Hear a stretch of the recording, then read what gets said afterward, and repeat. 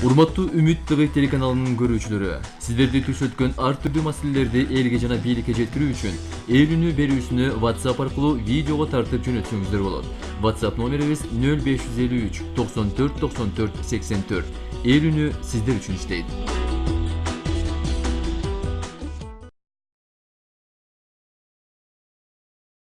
Нарын жашоочулары жөлөк пулдар боюнча өзгөртүлүп жаткан мыйзамга каршы акцияга чыгууну улантышууда.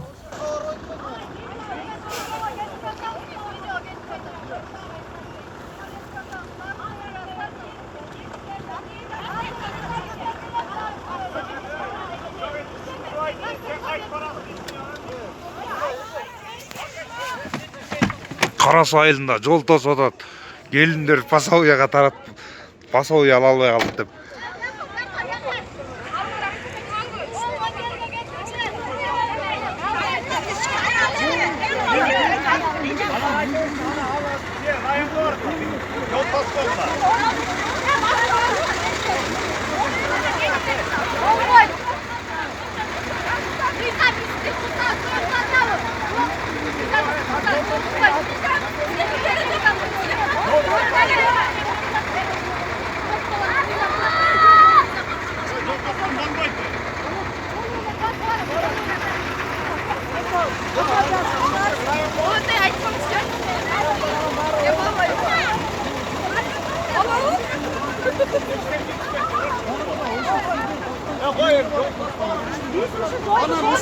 Musu jolga dаттанасыңар.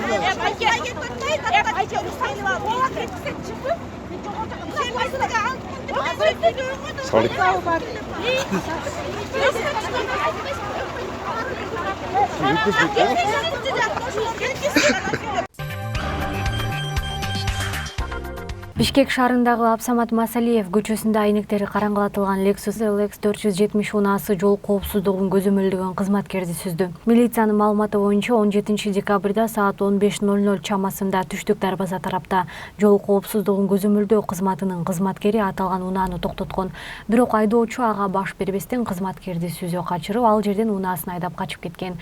Учурда жабырлануучу кызматкер ооруканага жаткырылып, экспертизалар дайындалды. Бул окуя боюнча ыкчам тергөө иштери менен Бишкек шаарынын 1998-жылы туулган тургуну шектелип, убактылуу камакка алынды. Унаасы айып токтоочу жайга токтотулуп, топтолгон материалдар Октябрь райондук ички иштер башкармалыгына өткөрүлгөн. Айдоочуга байланыштуу маалыматтар такталып, буга чейин унаа башкаруудагы одоно эреже бузууларга байланыштуу 11 жолу административдик жоопкерчиликке тартылгандыгы белгилүү болду. Ал Борбордогу окуу жайлардын биринде 2-курстун студенти, болочоктогу юрист. Бул факты боюнча Кыргыз Республикасынын кылмыш жаза кодексинин 341 беренесиндеги 2-бөлүм менен кылмыш иш козголуп, тергөө иштери жүрүп жатат.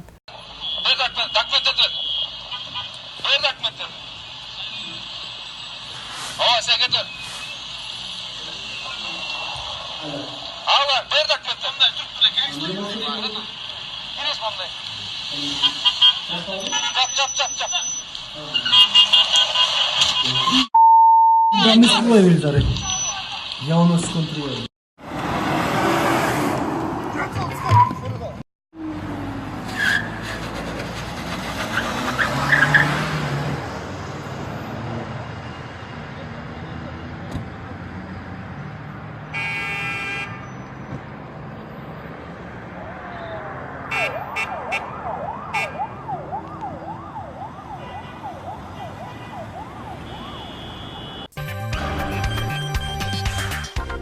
Кочкор районунун Кумдөбө айылына караштуу Шамша айылындагы 2 айылды бириктирип турган көпүрөнүн абалы өтө начар. Ал жерден окуучулар дагы мектепке баруу үчүн өтүшөт. Ал эми кыштын келиши менен ал жер кооптулук жаратууда. Видео менен көрүүчүбүз бөлүшкөн. Кочкор районунун Шамша айылынын Кумдөбө айылына караштуу Шамша айылы биздин айыл башчыларыбыздын иштебегендиги мына 2 өйүштү бириктирип турган бул көпүрө бар. Балдарга өтө албайт, кышкысын мына жолу балдар өтүп аткан жол мондай абалда турат. Бул жерден балдар кар жааганда өтө албайт. Тем более инклюзив балдар бар окуган, бул жерден мына чекесинен араң өтүшөт. Биздин айыл башчыбыз иштебейт. Мынакей азыр могул жердеги балдар көпүрөгө түшө турган жер. Мына көрүңүздөр. Өкмөт каякта карай иштеп атканы белгисиз. Мына балдар момтип, балдар эмес, чоң кишилер бул жерден араң чөт 2 айылды бириктирген ортодогу сайдагы көпүрө менен көпүрөгө жиберген жер.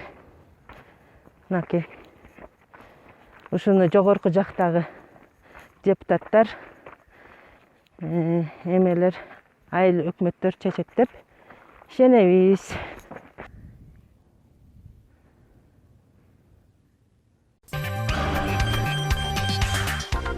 Чүй облусуна караштуу Москва районунун базарындагы бул таштандылар көп убакыттан бери алынбай турганын айткан көрүүчүбүз анын жанында эле мөмө жемиштер сатылып жатканын айтып нааразы болууда.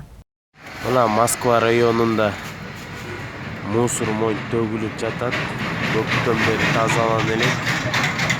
Ары жагында болсо алманы муну сатып атышат. Ушу мусордун түбүнө коюп алып. Бияк болсо кочевник магазин асты карап коюшпайт. Мусордун керетесин көрдүңөр. Терде болсо уже соода кылып атат, ошол жерден алма алып атат. Берден эмне гана ооруп жугат дегенди ойлобойт эч ким. Бишкек-Ош унаа жолунун 299-чакырымында 7 адамдын өмүрүн алган жол кырсыгында Токтогул райондук ички иштер башкармалыгынын майору аялы жана 2 баласы менен каза болгон. Жол кырсыгына кабылгандардын 5-өсү Аксы районунун Кызыл Туу айылынын, 5-өсү Токтогул шаарынын тургундары болгон.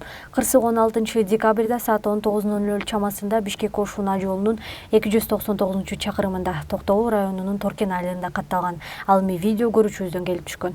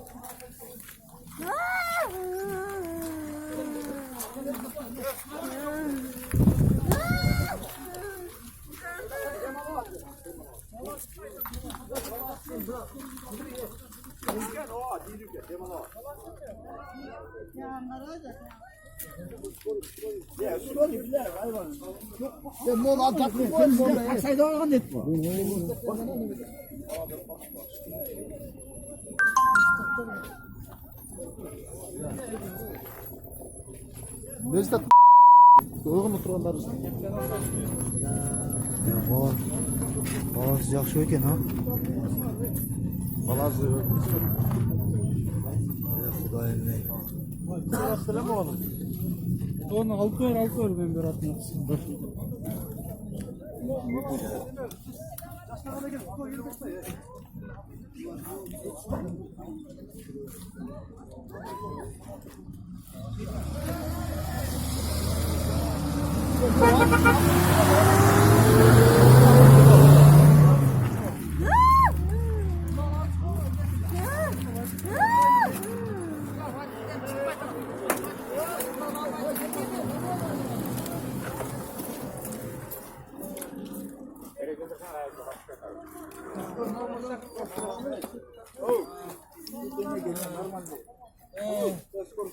Kiriyor eкен?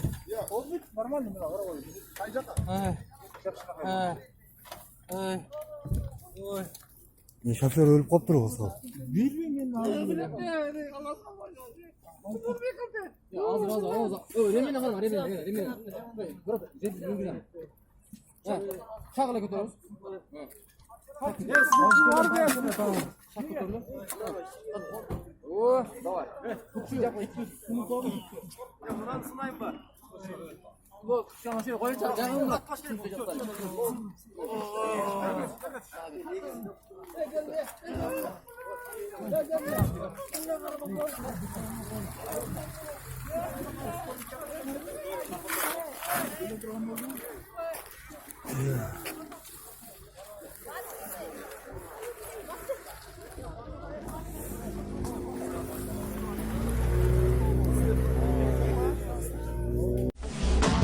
Урматтуу Үмүт ТV телеканалынын көрүүчүлөрү, сиздерди түшөткөн ар түрдүү маселелерди элге жана бийликке жеткирүү үчүн ээлүүнү берүүсүнү WhatsApp аркылуу видеого тартып жөнөтсөңүздөр болот.